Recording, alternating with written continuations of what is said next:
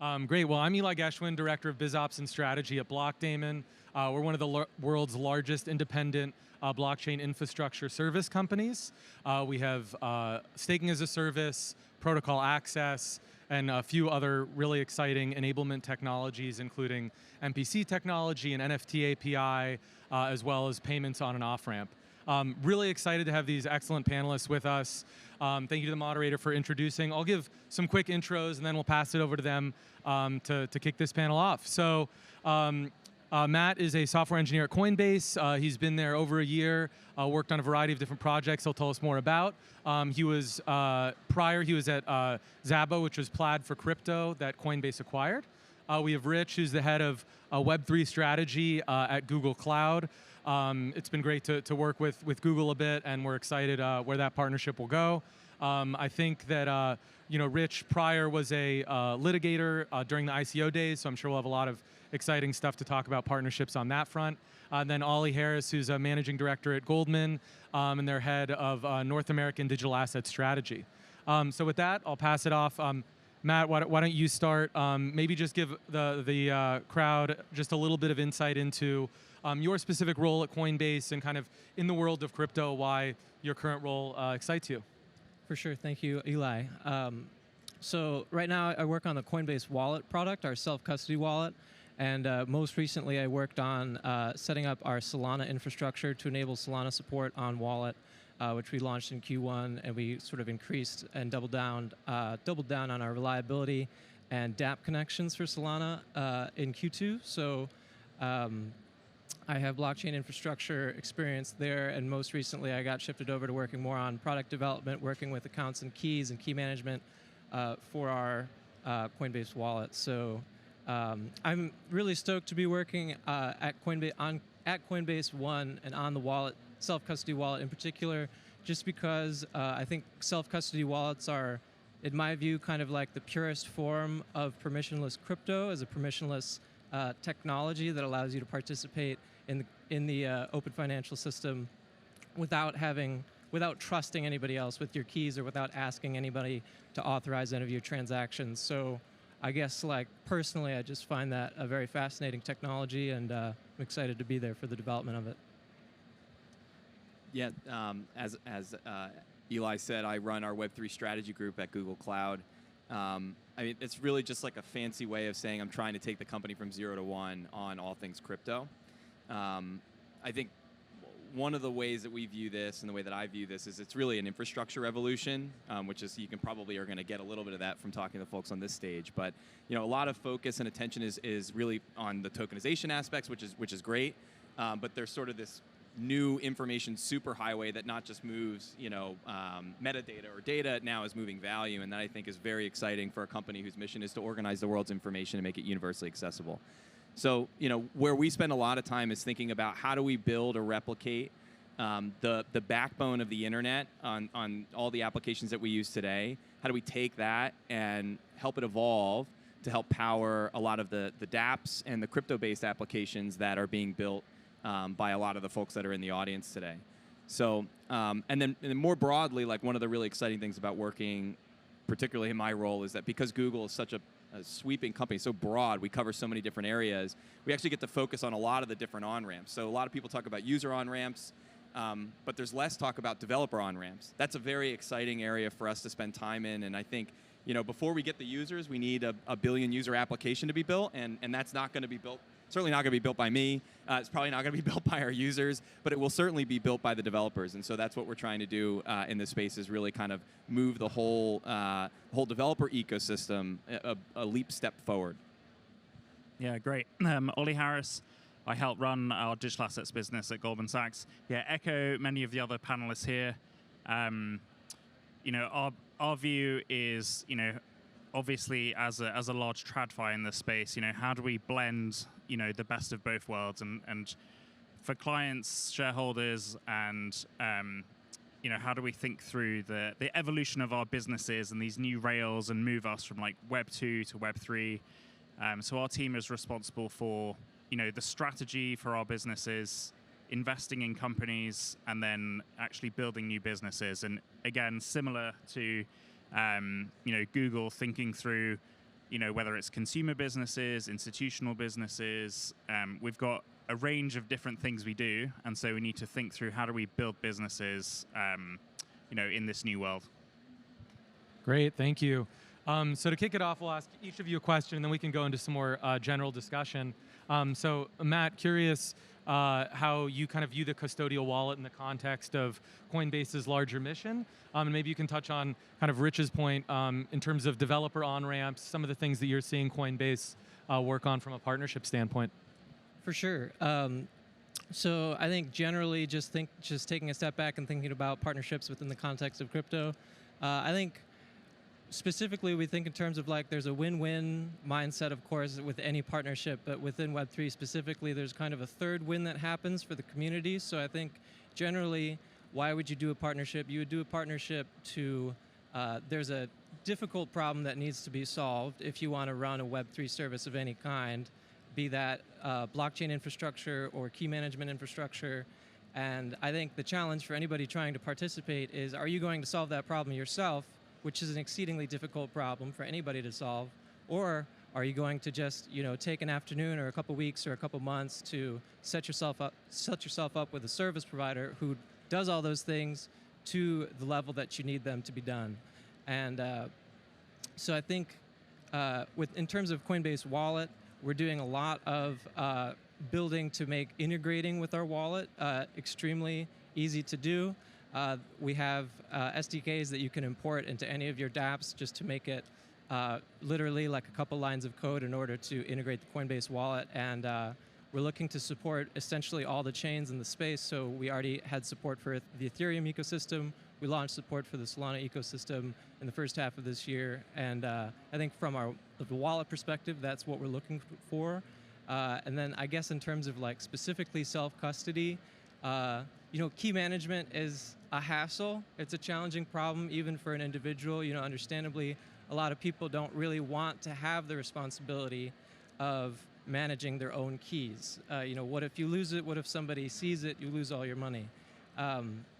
So from the wallet perspective, I think we're looking towards ways to still give somebody the self-custody aspect of the wallet, but make the burden of handling your keys a little bit easier. Can't speak to more specifics there, but that's something that we're looking toward as far as like enabling wider crypto adoption for people who, maybe the UX is not as smooth as it could be right now. Great, thanks. And Rich, I'm sure a lot of us saw the countdown to the Ethereum Merge on Google, and raise your hand if you saw that. Perfect. Okay, everyone knows what I'm talking about. But Google's doing a lot more than that, right? And so, would love for you to speak a little bit more to some of the, either developer-focused or more things in your mind that are pretty exciting on the infrastructure layer, and kind of how you're working with other third parties in the crypto ecosystem to make that happen.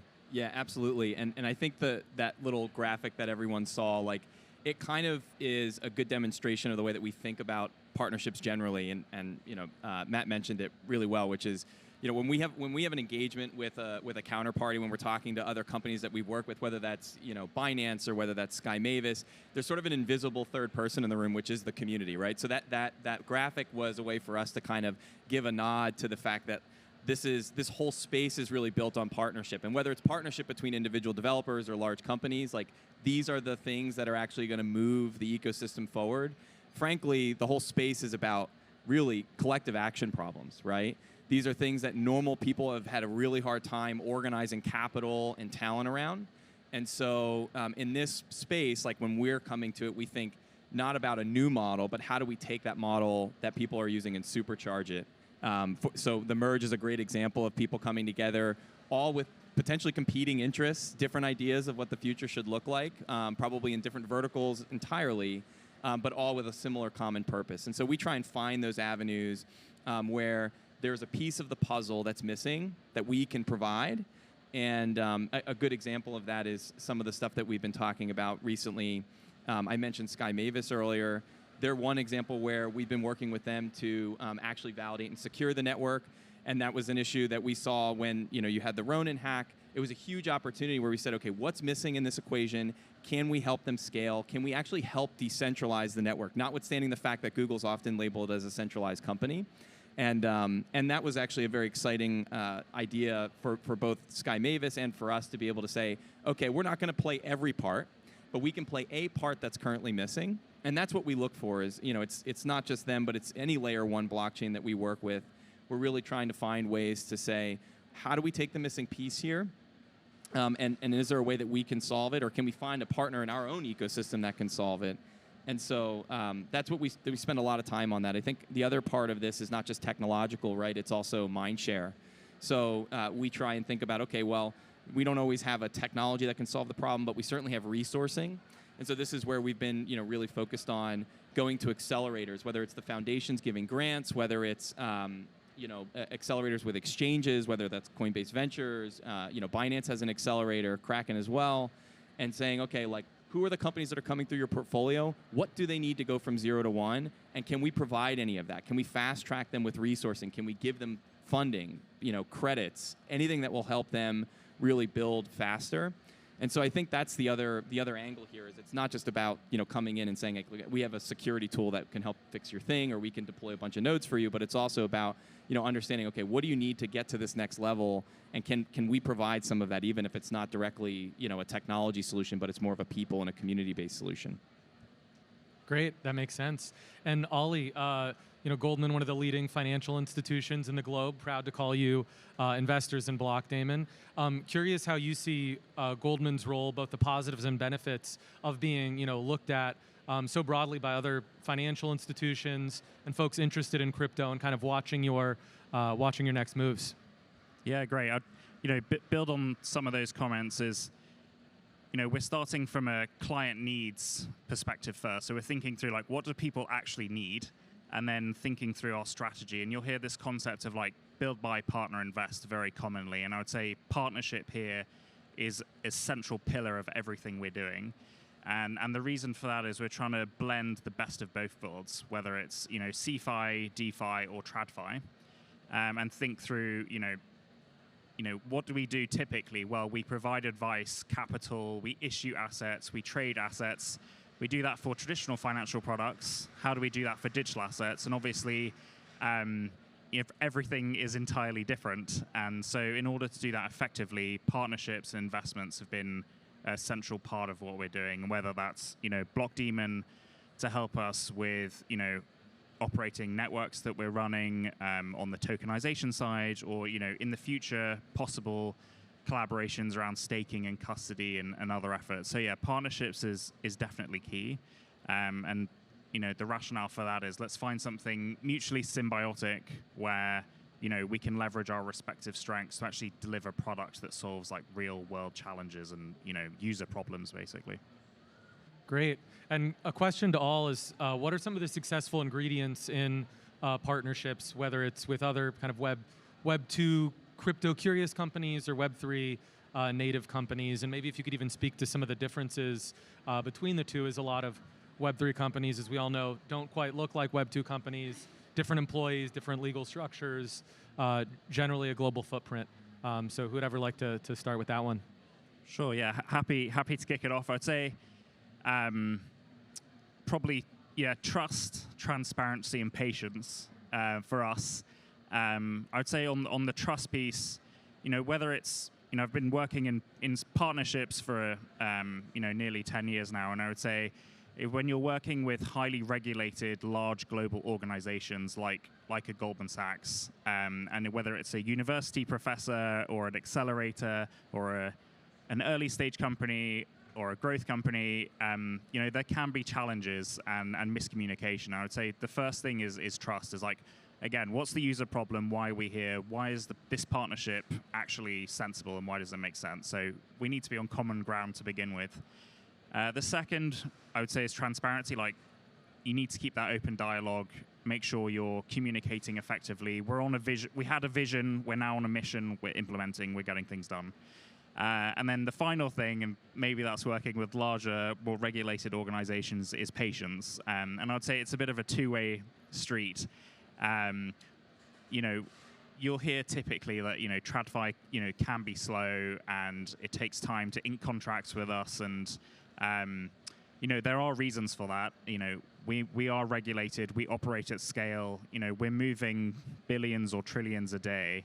And so when we deploy product for clients, it has to be enterprise ready. And I put that back on some of the companies we work with is, one of the value adds we provide is getting our portfolio companies or other partners we're working with up to that enterprise grade readiness, whether it's like risk systems, compliance, anti-money laundering.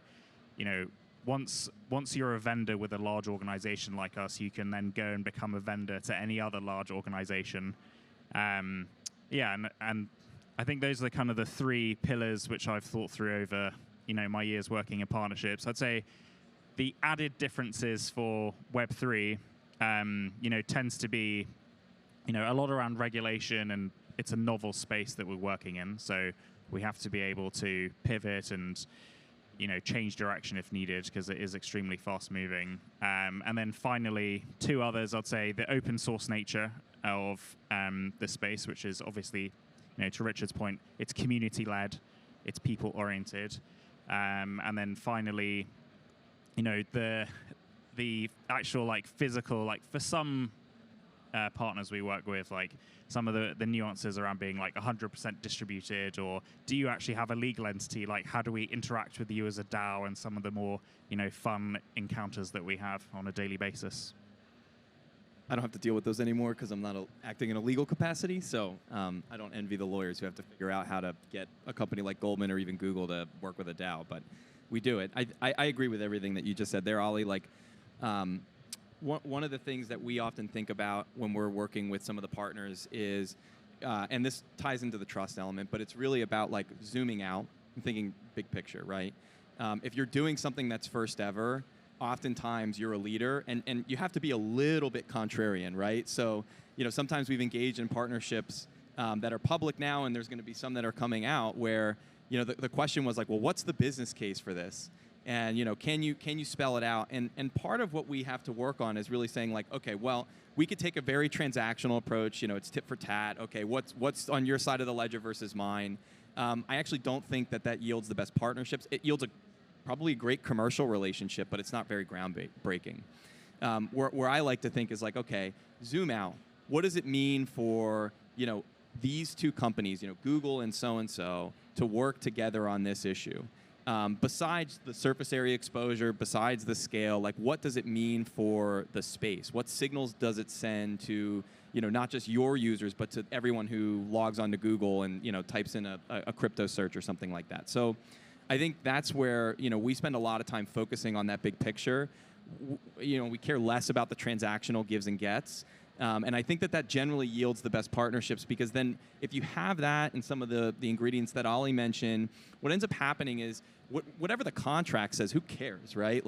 When you get 5 years out from that, the best partnerships are those where something comes across my desk, or I have a light bulb moment, and I have a roster of people I can call to say hey, let's go get this. Let's go work together to figure this thing out. And whether it's a large, technical issue on a layer one, whether it's something like a giant open source project that we're trying to get off the ground, or it's some community-based issue around, infrastructure and validation, those are the kinds of examples where you have a good partnership if you can do that, 5 years out, and you don't really care what the actual material contract said about who gets what. So I think that's the way that we think about it, is if you have those ingredients, it allows you to think big picture, and then you can zoom out and think about, other areas of cooperation that that you really aren't, you don't have to be contractually bound to do. Okay, so those are some very high-level pictures. I can kind of zoom in and give you kind of from an engineering perspective how we would think about partnerships. And I think at Coinbase, we're extremely open to partnerships. I think we're a product-led company, and we're just trying to innovate and build things and ship things that literally don't exist yet as quickly as we can. And so if you're on a team and you're an engineer and product comes to you with this new design, it's extremely difficult to tell, what are the new problems that you're going to face when you're building, and how complex are those problems when you get to them. Extremely difficult, borderline impossible to predict. So you still want to be able to ship that thing that you're trying to build. And I think partnerships enable that. So especially within the blockchain space, since all the data is public, there's pretty low, the level of trust required is a lot lower because there's much less data that can be, exposed that's not already publicly auditable. So from that perspective, as long as your service does what we need it to do for this particular system that we're trying to build, you're transparent with your pricing as well as your data usage so that you're not like labeling our addresses as Coinbase affiliated addresses, which would be extremely problematic. But anything along those lines, if your service does what we need it to do, it's easy to use, it's performant and scalable and reliable, we're going to use that to build our products, and then we'll fill it in over time as we build our own internal infrastructure to sort of back that up. But I think in terms of partnerships, that's how we think about it, just to like innovate as quickly as possible. And I don't think there's any really taboo within the company of partnering with somebody else, because like we said, it's kind of that triple win mindset in terms of partnerships. Great. And now taking more of an internal perspective, right? Blockdaemon, 270 people, over half of us are international. I spend a lot of my day figuring out what partnerships to help prioritize and think through and how we connect that with the product teams. Your organizations are way more massive, right? And so if you can speak to some of the potential challenges as well as strategies of advocating internally and thinking about how to prioritize certain partners, because although there is a lot of internal capacity, there's obviously limitations. I'll go first because I think we're at like 140,000 people so far, so there's a lot of cat herding. But I think this ties back into like the big picture mindset, right? Which is that's not just what we're sort of working on with our partners or people that we're interacting with in the ecosystem, but we take that messaging internally too, right? Like when we're talking to other product areas about the synergies that whatever they're working on in YouTube or search or play, the impact that crypto and Web3 can have on their business and why these partnerships matter. So there's both external advocacy and sort of external work that needs to be done, but certainly there's a lot of internal work that we do. I think that like this is one of the areas where it's exciting to be specifically at Google. Is there's a lot of infrastructure providers, but there's only one that has kind of this roster of applications that's got over 1 billion users across 6 to 7 different products. So it's exciting to be able to say like, hey, we've got an infrastructure partnership with company A, and then to turn internally and say, hey, company A has all these areas of interest that touch on these other Google product areas. How can we help bring those two threads together? And from a partnership perspective, if you're outside looking in, you have to think about, like, from a Google perspective, what are the ways in which partnerships can be leveraged to help you get access to those product areas? The first thing that any other product lead will generally do when they're looking to build in this space is, they'll come to the other areas of Google that have partnered with people in the ecosystem and say, hey, who are you working with today? How's that going? What's that relationship like? Is it cordial? Are you guys working together on stuff? Are they responsive? It's kind of like any other referral. You think about like buying a TV. Usually you do some research, but then you might ask a friend like, "Hey, where'd you get that?" And for many reasons, partnerships function the same way. People want referrals. They want to know that the relationship you've had, you've tested, you've tried it out, and it works for you. And so that's an area where, from internal coordination perspective, this is where we view partnership as really powerful, which is, we could start at the infrastructure layer, but it certainly can move up the stack. And it will move up the stack, and that's something that we have the ability to do entirely internally.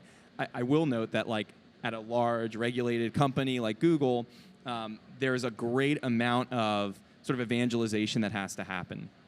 But this is what's exciting about sort of being in this role at a company like that, which is, there's really no honor for a prophet in their homeland, right? There's a saying, if you're just pitching to Web3 people all day about Web3, like, you're going to have a bunch of true believers who are like, hey, that's awesome. The real challenge is actually taking that gospel, like taking those talking points, turning inwards to some of these large regulated institutions and saying, this is where we should be spending our time. These are the companies we should be aligning with. And then winning them over, through persistent argument and merit. So that's one of the really, that's the challenging part of it, but it's also the more exciting part, because if you can get over that hill, then you end up having like a massive amount of opportunity when you sort of look out over the horizon. You say, oh my gosh, we can do all these different things. So it's both a a blemish and a beauty mark to some extent, but it's what makes being at a company like Google very exciting. Yeah, totally agree. Yeah, like a blessing and a curse, I would say. I think about like where I work currently is like we have 3 things. We have great people, we have data, and we have capital. and how do we access that internally? And so, you know, what we've tried to do is obviously a lot of it is around operating model to, you know, ensure that our scale and size does not impact our speed. So like, how can we actually be genuinely nimble within such a large organization and harness the unique capabilities we have? And so we've spent a ton of time thinking about, like, we work across the whole firm. Again, we're the translators between the outside world and the inside world. How do we do that in a most effective way? So we've built out, you know, we're one team, we're a firm-wide team, we have different people in different businesses, we communicate effectively, I'd like to think, and that enables us to think about strategy, deliver product into market, think about the best way to do that, whether it's build internally or partner, or invest, or potentially in the future, you know, acquire. So I think we've got the people layer done. The data layer is the same. Like, you just have to have the tools to actually get things done and make sure we're not duplicating efforts internally. And then again, from a capital perspective, let's just make sure we have the right resources available. So if we find a great problem, we get the right people together, and we have the tooling, we can actually go and build things or invest, you know, etc. So yeah, and I think for me personally, and the reason I'm still in TradFi is I do love, you know, our ability to deploy product at scale is unique. I would say, and I love the translator role, you know, actually being pragmatic and commercially minded. And I would say, to the exact question, like, how do we actually prioritize? Well, you know, you just think about a few factors. It's like, how important is the client need? What's time to market in different scenarios? And then how do we actually get things done? And then finally, you just rank it based on, like, you know, commercial numbers, really. Like, are we going to generate revenue or add value? Like, if it's yes, then we should probably try and do that. So to give an engineering perspective again on this question, so I would say, so Coinbase is product-led, but in terms of partnerships, it's definitely kind of a bottom-up effect of whatever the engineers are building. It's fairly easy to start to enter into a partnership at some capacity with kind of any Web3 service provider that passes our security review, which is not really a burdensome process. So we enter into a lot of partnerships, and I think prioritizing enterprise-level partnerships is basically like a meritocracy. You know, like, whatever service is getting the job done best, and they support all the chains that we need supported for whatever product or service it is. You know, thankfully, for us, not to make anybody nervous, there's kind of an audition period where we can enter into partnerships with lots of people, and then see how those play out over 6 months or a year, and then, you know, draw up some more specific long-term plans with whoever kind of does the best. So I think that is our approach. But that doesn't mean we would cut relationships with other people. Specifically within Coinbase Wallet, I've led our infrastructure efforts where we have multiple internal infrastructure providers as well as external infra providers, and moving forward with one does not mean that we will cut another one necessarily, from a perspective of sort of diversifying your infrastructure and maximizing your reliability. So I think that's how we think about prioritizing partnerships. Makes sense. And so in terms of interacting and setting up these partnerships, a lot of them are with much smaller startups, DAOs, few anons, tough to even know how many people sometimes work, you know, in different organizations. And so thinking about that, how do you, as the, you know, larger, more established players in most of the rooms, if not all of them that you go into, make sure that the other party kind of feels comfortable? And also, if it makes sense to touch on any open source efforts here, would be great to hear about those. I could take a stab at that. I think coming back to sort of how we view partnerships within Web3 as like a triple win mindset, where it's like, of course, as a provider, you're getting business for these developers who are using your developer services, so that's good for you. It's good for them because they don't have to solve an exceedingly difficult problem on their own, so that's a win-win. And I think in terms of like being a good part of the third win, of course, is for the ecosystem, because the builder gets to build and ship their Web3 product much faster than they would otherwise, and then iterate quickly on that. So I think that's the three wins that occur. And in terms of being a good partner to developers, I think, personally speaking, documentation is key. Not to just side rail the, you know, conversation, but documentation is critical. But also being transparent about and very proactively communicating any changes to your service that are happening, breaking changes, communicating those if you're exposing like an API or anything like that, and just being responsive and empathetic to developers with any sort of feedback or problems that they might have with your service. And we take all of that very seriously, and we directly take user feedback and iterate on that in product design as we evolve our product. So I think that is probably the best way that we would think about being a good partner to developers and individuals in space. I think one of the traps that as a large organization, we sometimes fall into is the idea that we're constantly looking at macro, right? Like when you think about sort of the size and the scale in which we move in a space, like it's really hard to focus on the micro. In our team specifically, that's actually something that we try and flip that script. So we do focus on the micro, like and frankly, when it comes to different types of developers, different organizations, sometimes like wonky, legal frameworks and offshore teams and decentralization, like all of that, the goal there is just be scrappy, right? Like we the first thing I'm not asking them is for their LinkedIn, right? I'm trying to get on their Telegram. I'm trying to understand, okay, like who are your technical guys? Is it a CTO or is it just some kid building in Taiwan? Like let's get them on the channel. Let's work with them. Like how can we work with you guys? What are the problems you're trying to solve? And frankly, like it's an all hands on deck effort. So normally if you go to a lot of product areas, you've got like everyone's got their clear swim lane. Here are your SWEs. This is what they do. Here are your BD people. This is what they do. And you don't really see a lot of cross pollination.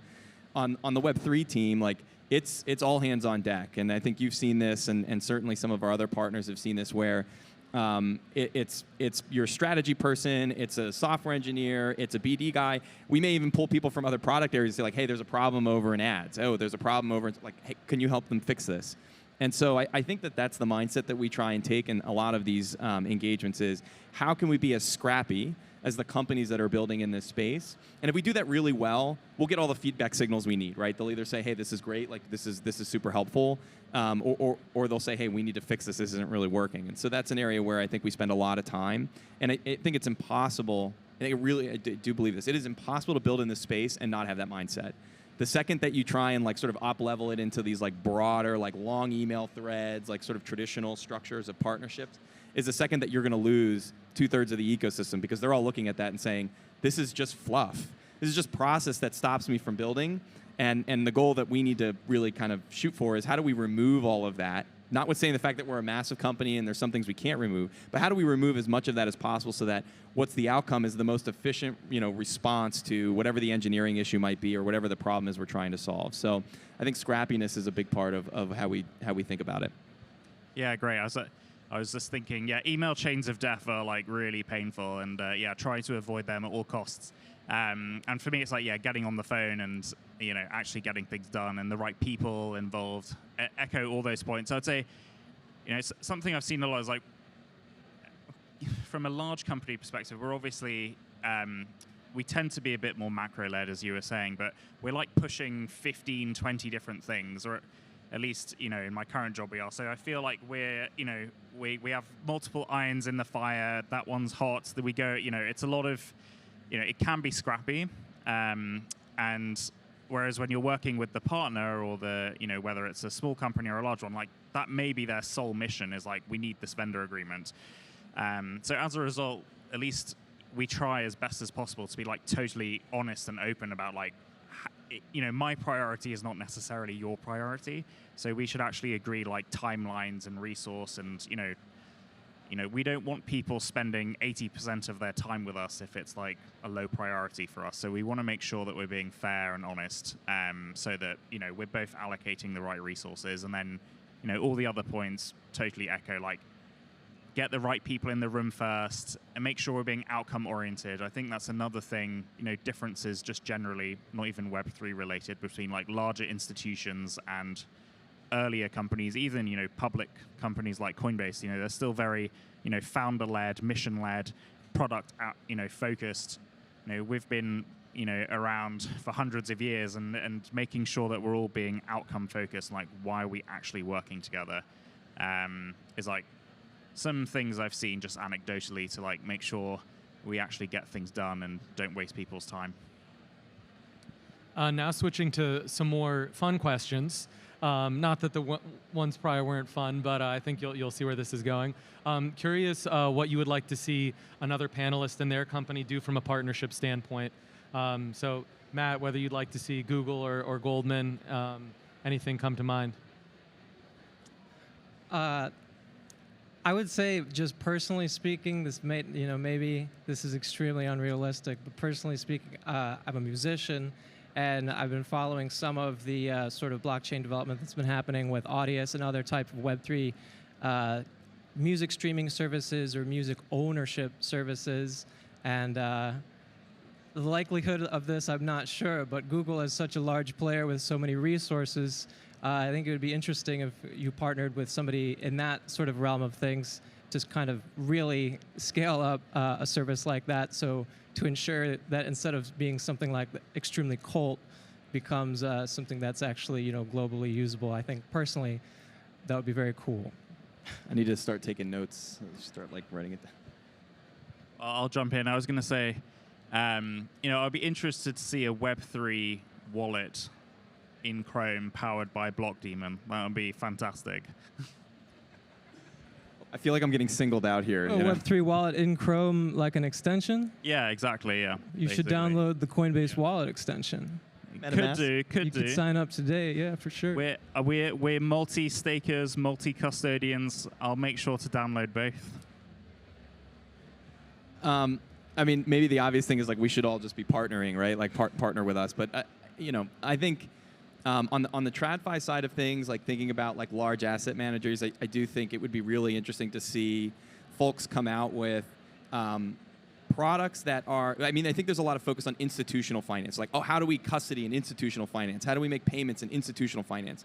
But like nobody's really helping like large public companies that are not really institutional finance think about how to custody and make it really simple. I think there are people out there who do that, but like to me, that's every company that's got a large balance sheet and is in Goldman's position should be looking at that and saying like, let's do that. Let's make it really easy, and it would solve some headaches for us too.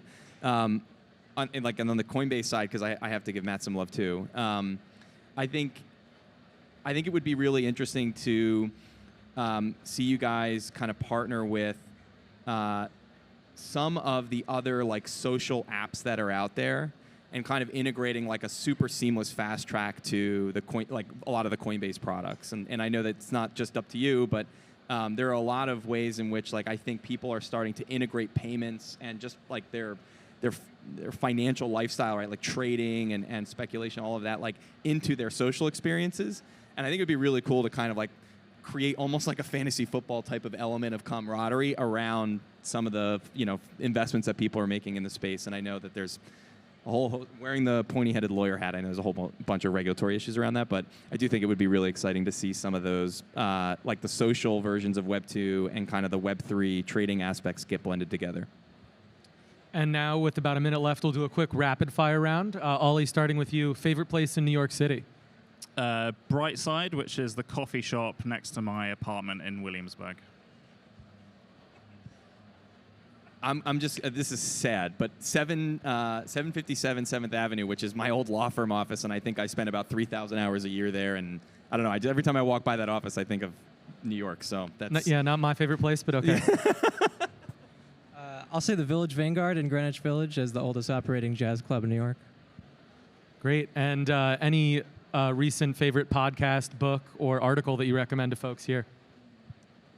Maybe I'll go. I think it's Feel Good, Live Better by Dr. Chatterjee, and he's got some really interesting people coming on about like mental health, physical health, alternative sort of therapies, which totally non-crypto or Web3, but is at least keeps me somewhat healthy and alive. Is it like Naval? Like that similar, kind of? yeah, Okay. Similar vibe. I'm not going to give this artist credit because I can't remember the author of the podcast or the person who produced it, but there's a podcast called How I Built This that actually I really enjoy listening to. It's actually kind of fun to listen to people's stories because, man, it is lots of ups and downs. You just assume it's a smooth path upward, but it's really interesting to hear how people like failed on a particular level, and I generally enjoy listening to those. So. Okay, maybe a little less fun or lighthearted, but it's not recent either, but it feels eerily recent. I would highly recommend people reading the essay by Aldous Huxley, Science, Liberty, and Peace. which discusses scientific and technological progress in the 20th century. You can Google it. It's free online. Thank you. Well, I want to give a big shout out to everyone in the audience. Thank you. Thank you to Blockdaemon, and thank you to Mainnet for having us. Hope you all have a great conference. Thank you. Thank you, Eli.